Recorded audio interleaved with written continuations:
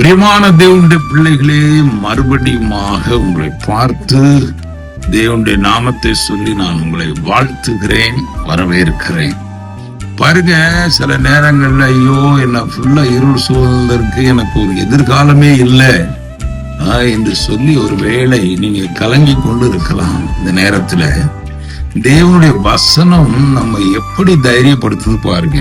ஏசாயா 60ஆம் அதிகாரம் 1ஆம் வசனம் 2ஆம் வசனத்துல பாருங்க, எழும்பி பிரகாசி, உன் ஒளி வந்தது, கர்த்தருடைய மகிமை உன்மேல் உதித்தது.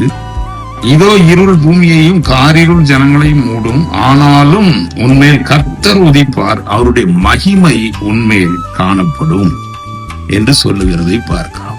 இந்த நாளிலும் தேவன் இந்த வசனத்தினால நம்மை தைரியப்படுத்தும். எழும்பு, நீ கிடந்த இடத்துல கிடக்காத, தைரியமா எழும்பு, உனக்காக நான் இருக்கிறேன் என்று வானத்தை பூமி படைத்த தேவன் நாளிலும் இந்த வசனத்தை வைத்து தைரியப்படுத்துகிறார். கலங்காதீங்க, அவர் நம்மோடு கூட இருக்கிறார். பெரிய காரியங்களை நாம் காண்போம். ஆமென். ஹல்லேலூயா.